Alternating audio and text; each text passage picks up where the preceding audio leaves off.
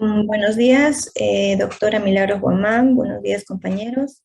Me presento, mi nombre es Marjorie Giovanni Cáceres Maguiña. El día de hoy quisiera compartir una entrevista. Para ello voy a presentar al profesor Adolfo Cáceres. Él es docente especialista del área de Ciencias Sociales por la Universidad Nacional del Altiplano en el departamento de Puno, magíster en Administración por la Universidad Nacional Enrique Guzmán y Valle en Lima, con estudios de doctorado en Educación por la Universidad Andina Néstor Cáceres Velázquez, ex docente universitario en las áreas de planeación estratégica y actividades formativas. Y actualmente es subdirector de la institución educativa secundaria San Martín de la ciudad de Juliaca, en el departamento de Puno. Buenos días, docente. ¿Cómo se encuentra? Muy buenos días. Buenos días. De primera instancia, hacerles llegar un afectuoso saludo a la doctora Milagros Guamán Castro, a todos los estudiantes de la Universidad Privada de Tacna y también especialmente a usted, señorita Marjorie, y esperando pues que este diálogo, esta conversación respecto del tema que ustedes hayan podido escoger, eh, se pueda absolver, ¿no? Se pueda contestar de acuerdo siempre a los lineamientos que tenemos hasta el día de hoy. Muchísimas gracias. Entonces voy a proceder con la primera pregunta.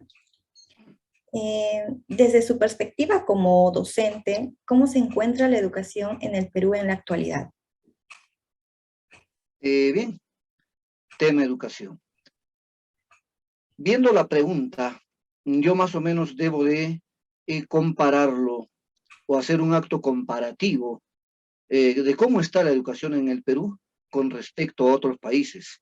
Y para esto me debo de hecho, centrar, por ejemplo, en las pruebas PISA y también me debo centrar en las pruebas que toma la UNESCO para poder ver cómo está más o menos la educación en el Perú. Yo he estado revisando y siempre revisamos como docentes los resultados de la prueba PISA. El 2018, por ejemplo, en lectura, el Perú sacó 401 puntos, en matemática 400 puntos, y en ciencia y tecnología sacó 404 puntos, haciendo un promedio más o menos de 402, más o menos. Y el primer lugar lo tiene Singapur, que ha sacado 590 puntos. Si vemos todo el cuadro comparativo, estamos por debajo de la media. De hecho, entonces, podemos decir, en comparación con otros países, no estamos tan bien en el tema educativo. Tenemos ciertas deficiencias, tenemos muchos problemas que ciertamente hacen que la educación no esté bien en el Perú. De hecho, cuando hablamos de estas pruebas PISA, no es que el alumno esté mal, es que no compiten niños contra niños, no compiten alumnos contra alumnos. Aquí están compitiendo sistemas contra sistemas. Y de hecho debemos decir entonces de que el sistema educativo peruano es el que está mal. Y si le damos una mirada a todos los componentes, a todos los elementos, a todos los actores educativos, nos damos cuenta de que hay muchas falencias prácticamente en la educación peruana. Uno de ellos, por ejemplo, que sería el currículo nacional. Le damos una mirada al currículo nacional y vemos que tiene tres grandes variables, porque nosotros a diario vemos el currículo nacional, a diario desarrollamos el currículo nacional y nos damos cuenta que tiene tres variables bien marcadas. Una que es la aceleración del conocimiento, la otra que son los nuevos tipos de trabajo y la última, el uso masivo de las TIC.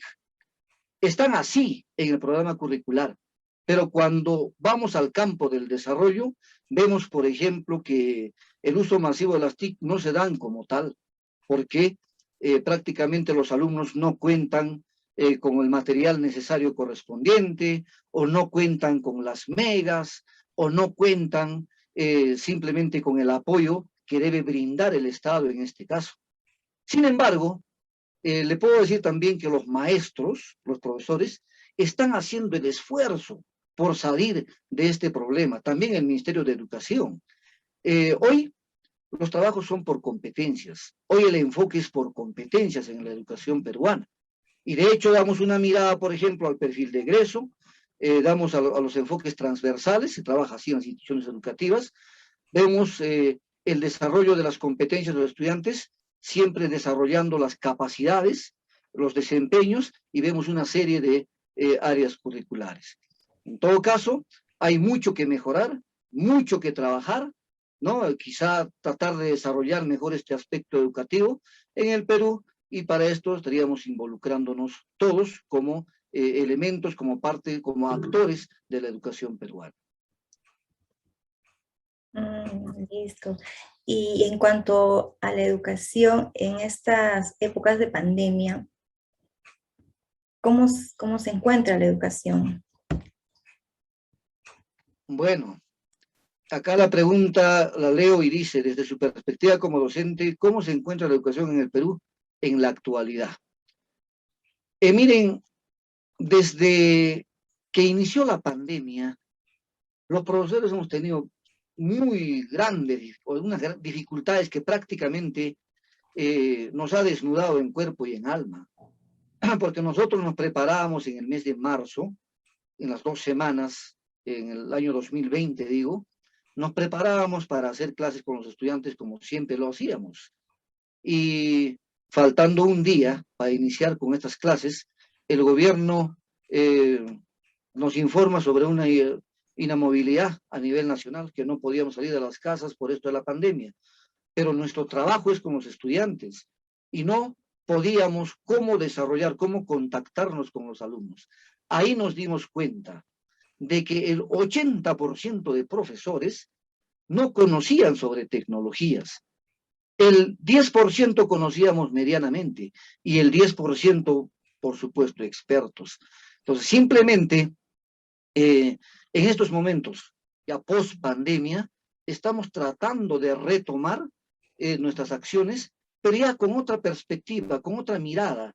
Ya hemos aprendido un poco sobre tecnología, ya pensamos que tiene una gran potencialidad para poder desarrollar con los estudiantes muchos temas, ¿no? Aprovechando esto de la tecnología, aprovechando esto de las comunicaciones. En todo caso, de hecho, para nosotros ha sido un gran problema haber estado en esto de la pandemia y ver nuestra realidad, cómo estábamos atrasados en estos temas de las TIC, sobre todo. Bien, nos hace mención entonces de esta educación virtual, ¿no? De este gran cambio que se ha realizado, que se ha forzado, ¿no? A realizar estos estudios que eran pues la educación tradicional a una educación virtual, ¿no? Que han sido forzados tanto estudiantes como docentes. Bueno, Efectivamente, bajo esta efectivamente, premisa, Luis. entonces quisiera hacerle la siguiente pregunta. Entonces, ¿qué impacto tuvo la educación virtual en los estudiantes? Interesante la pregunta. Ya para el año 2001, más o menos, Mark Prensky acuñó una palabra muy bonita, los nativos digitales. Habló de los nativos digitales. ¿Quiénes eran los nativos digitales? Hablaba de los que habían nacido con la tecnología. Nosotros, los mayores, somos migrantes digitales. Hemos estado aprendiendo en el camino cómo manejar la tecnología, pero los niños ya nacen con eso. Ellos son los nativos digitales y se acuñó perfectamente este término de nativos digitales. Pero mire, cuando empezamos con la educación virtual en el año 2020, habían una serie de problemas. Lo primero era capacitar a los maestros, a los estudiantes. Una vez que se tenía capacitado a los estudiantes, ahora teníamos que entrar al campo de acción, al campo de desarrollo de los trabajos con los estudiantes. Y resulta que los estudiantes, muchos de ellos, la gran mayoría, no contaban con megas, no contaban con internet en sus casas. Había una gran dificultad. Solamente el 30 al 35% de alumnos, y estoy exagerando, tenían todo lo necesario para hacer trabajos virtuales a través del Zoom, a través del Meet, etcétera, ¿no? Y los demás no tenían megas. Por eso íbamos haciendo desarrollo de trabajo con los estudiantes a través de radio, a través de televisión, ¿no?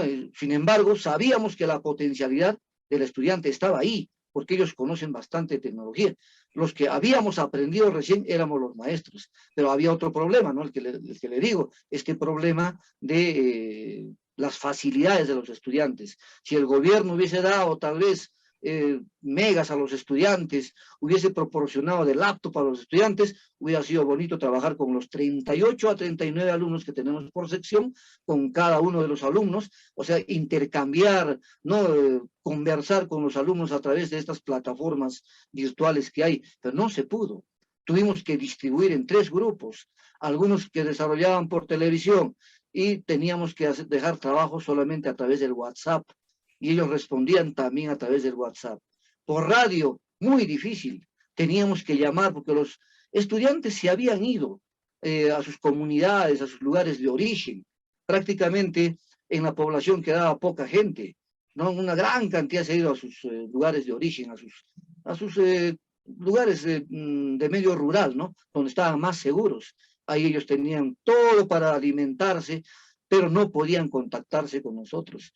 Con decirle que había alumnos que subían a los cerros para hacer su llamada, solamente desde ahí había señal.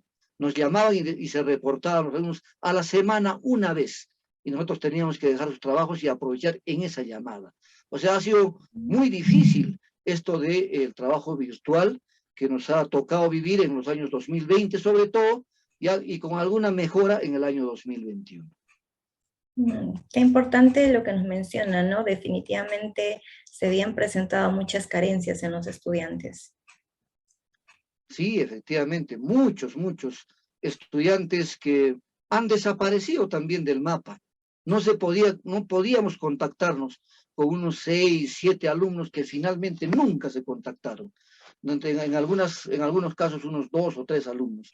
No se pudieron, desaparecieron. Simplemente, y ahora están llevando la promoción guiada, ¿no? Una serie de recuperaciones que el ministerio los ha implementado de esa forma, ¿no? Excelente. Y en cuanto a los docentes, ¿qué me podría decir usted, ¿no? ¿Qué impacto tuvo esta educación virtual? Bueno, hablar de los docentes ya es hablar ya de algo más profundo todavía. Como le decía en la parte inicial, los docentes realmente a estos tiempos ya están más preparados. Los docentes prácticamente ya conocen que el enfoque es enfoque por competencias. Saben cómo trasladar, por ejemplo, los desempeños, cómo trasladar, por ejemplo, todo lo que está en la programación curricular a sus criterios de evaluación. Saben cómo trabajar. ¿Qué faltaba en los docentes, perdón? ¿Qué faltaba? Faltaba todo este conocimiento tecnológico, este conocimiento de plataformas virtuales. Ahora, a este tiempo, ya más o menos se conoce, porque yo le decía anteriormente de que había un 10% de expertos, de docentes que conocían estos temas. Entonces, cada noche nos daban cursos. Cómo manejar, por ejemplo, el Word, que había sido una maravilla, ¿no? Tenía una cantidad de bondades.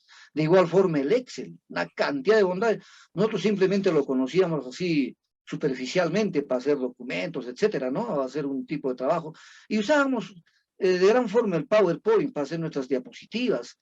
Después con el avance, con el diario desarrollo de los cursos que hacían nuestros colegas expertos, aprendimos que había una gran cantidad, una variedad de plataformas que sirven a la educación. Y de hecho, hoy en día, el docente ya tiene un poco más la mente abierta, ya ha aprendido algo más respecto de estos temas y que pueden ayudar enormemente en la educación. De hecho, los profesores solo sabíamos teóricamente y tratábamos de que esa teoría pase al estudiante. Aquellos tiempos hablamos de una educación bancaria, por ejemplo, cuando se depositaba en la cabeza del alumno todos los conocimientos.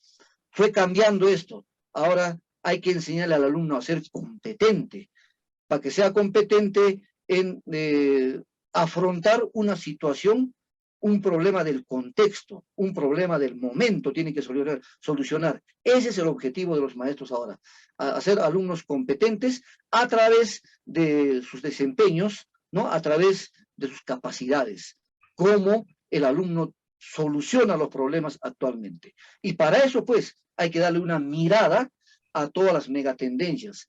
¿Qué va a ocurrir acá de unos 40 años en el clima? ¿Qué va a ocurrir acá unos 40, 30 años, por ejemplo, en la seguridad? ¿Qué va a ocurrir con las enfermedades? ¿Qué va a ocurrir con el avance de la tecnología? No va a ser lo mismo. Esto va a seguir avanzando. Entonces, lo que hacen estos países desarrollados como Singapur, por ejemplo, están ahí desarrollando cada día, viendo las megatendencias que van a ocurrir en algún momento y lo que no estábamos haciendo los peruanos. Ahora sí, ya hemos tomado conciencia de estos temas y todo profesor está preocupado en solucionar estas megatendencias y aprender básicamente estas tecnologías que nos puedan ayudar para poder desarrollar nuestras sesiones de enseñanza y aprendizaje. Ok, y exactamente, ¿no? En la actualidad se habla mucho del término analfabeto digital, ¿no? Es el desconocimiento de estas herramientas, de estas nuevas tecnologías, de estas herramientas educativas que son innovadoras. En cuanto a esto, quisiera hacerle la pregunta de si conoce usted la plataforma del software Mindomo. Ah, claro, Mindomo, sí, efectivamente. En todos esos cursos que hemos hecho en las noches, cada noche hacíamos diferentes webinars respecto de estos temas. Hemos visto, por ejemplo, cómo se manejaba el Zoom en su real magnitud, el Meet, hacíamos varias noches. Hemos visto, por ejemplo, el Canva, hemos visto Classroom, hemos visto el Mindomo justamente. Y este Mindomo, de hecho, nos puede ayudar a hacer los mapas mentales, ¿no? Los mapas conceptuales, ¿no? Y qué bueno sería hoy en día aplicar esto del Mindomo, esto que hemos aprendido nosotros teóricamente con los estudiantes. Hemos vuelto ciertamente ahora a unas clases presenciales y a los alumnos les han repartido ya las famosas tablets, pero también otra vez están con el problema de los megas. Les han dado con una cierta cantidad de megas y se acaba en 2, en 3 días, ¿no? Ya no tienen, luego tienen que estar recargando. Sin embargo, la tendencia de todo docente en estos momentos es aplicar estas plataformas que hemos aprendido durante el 2020-2021, ahora con nuestros estudiantes. Porque recordemos que estas tecnologías han llegado para ya no irse, han llegado para quedarse y hay que aprovechar. Y profesor, que no esté al día con esto, me parece que vamos a seguir hablando de analfabetos tecnológicos porque creo que a estos tiempos todos ya hemos tomado conciencia y es necesario saber estas plataformas y poder aprovecharlos en nuestros desarrollos de las sesiones de clase. De acuerdo, de acuerdo. Esta herramienta, este software Mindomo Digital, sabemos que es una herramienta educativa que va a favorecer, ¿no?, el aprendizaje de los estudiantes. Ya que esta herramienta va a también desarrollar al estudiante de una manera creativa, dinámica, ¿no?, e innovadora. Con respecto a este software, ¿considera usted viable la aplicación del software Mindomo en los estudiantes ahora en la actualidad? Completamente viable. Solo que habría que involucrarnos todos. Los padres de familia tienen que tomar conciencia de que los alumnos necesitan tecnologizarse más en estos tiempos. Por supuesto que ellos saben, pero saben otros temas. Estos temas son los que tenemos que aprovechar en los estudiantes y aprovechar en las sesiones de enseñanza y aprendizaje. De hecho, no solo el Mindomo, yo pienso que Classroom es una plataforma también muy importante, el Canva, ¿no? Pero yo pienso que todas estas plataformas virtuales se deben de utilizar en la medida de todas las posibilidades en las instituciones educativas. De hecho, antes los estudiantes hacían, por ejemplo, sus mapas mentales, mapas conceptuales con los que siempre hemos trabajado, al menos en ciencias sociales, en sus cuadernos. Ahora sería muy bueno que los hagan en sus tabletas o los hagan a través de a través de sus laptops y a través de eso empecemos a intercambiar empecemos a hablar, empecemos a desarrollar, y sé que los alumnos pueden captar más y pueden ser más creativos, como dice usted, más creativos en el desarrollo, ¿no?, de todas sus sesiones de enseñanza y aprendizaje, de todos sus aprendizajes en estos tiempos, porque el alumno hoy tiene que ser creativo, el alumno hoy tiene que solucionar problemas, el alumno tiene que involucrarse en la vida de la sociedad. Eso es el enfoque por competencias. De acuerdo, completamente con usted. ¿Y cree usted que habrá una mejora en el aprendizaje de los alumnos con la aplicación de este software? Definitivamente. Como le iba diciendo, creo que tanto el Estado, los padres de familia, los estudiantes, los maestros, todos los actores educativos, debemos de involucrarnos en estos temas, fundamentalmente. En la formación de los maestros, por ejemplo, los maestros ya deben formarse ya en las universidades, siempre tomando en cuenta, tomando en prioridad lo que es las tecnologías. Las tecnologías creo que son fundamental ahora. Ahora la formación, por ejemplo, nos ofrece el famoso MLS o el SLE, estoy hablando de la Social Learning Environment, estoy hablando del Learning Management System, que son unas formas, que son unos sistemas de aprendizaje, de gestión de aprendizaje extraordinarios el día de hoy. Entonces los profesores no podemos dejar en nuestra formación las tecnologías. Tenemos ahora como una gran ayuda a las tecnologías que pueden hacer de que la educación mejore. De hecho, Singapur, por ejemplo, no nos va a esperar sentado a que le alcancemos. Los expertos dicen que estamos a unos 50 a 60 años de distancia, ¿no?, viendo los resultados de las pruebas PISA. Entonces, nosotros vamos avanzando en todo lo que dice la educación peruana, en todos los lineamientos que da el Minedu. Vamos mejorando nuestro trabajo, pero esto implica también mucho esfuerzo de parte de padres de familia que están dejando a los estudiantes. Aquí en Juliaca, por ejemplo, se ven padres que matriculan a sus hijos y solamente aparecen en el mes de diciembre. Y les dejan plata a sus hijos y no se sabe el pobre hijo qué estará haciendo durante todo el año. Hoy yo me doy cuenta de esto desde la subdirección. En este cargo veo cómo los docentes desarrollan, estoy viendo aula por aula. Antes yo solamente veía mi área y veía mis temas y veía mis alumnos. Ahora veo todo el colegio y veo con mucha tristeza de que hay padres que no se involucran en la educación de sus hijos. Entonces, hay una mina cerca acá, la mina La Rinconada. Ahí se van a trabajar los papás, la gran cantidad de papás.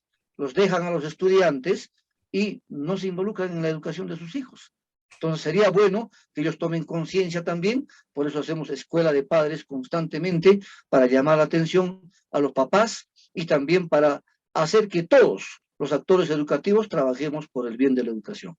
Este software Mindomo va a ser muy importante en su aplicación y en su desarrollo. Y no solamente el Mindomo, las demás plataformas, los demás software, por ejemplo el Canva, el Classroom, aprender bien el manejo del Meet, ¿no?, el WhatsApp, que debe tener una enorme cantidad de bondades, a la cual nosotros lo utilizábamos solamente para comunicarnos. Pero miren, hay tantas cosas que hay que aprender, tantas cosas que hay que desarrollar, y sé que ustedes también desde su contexto universitario van a ir aportando a estos temas de la educación. Excelente. Bueno, mi agradecimiento por el tiempo que dedicó a esta entrevista. Muchas gracias también por compartir su experiencia docente con nosotros, ¿no? Ya que esta información que nos ha brindado es valiosa para poder realizar estudios en el futuro. Quiero agradecer a toda la Universidad Privada de Tacna. De hecho, conversar de estos temas es muy importante, porque miren, todo parte de la educación. Y agradecer a la doctora Milagros Guamán Castro por este tipo de trabajos que viene ¿no?, desarrollando con sus estudiantes.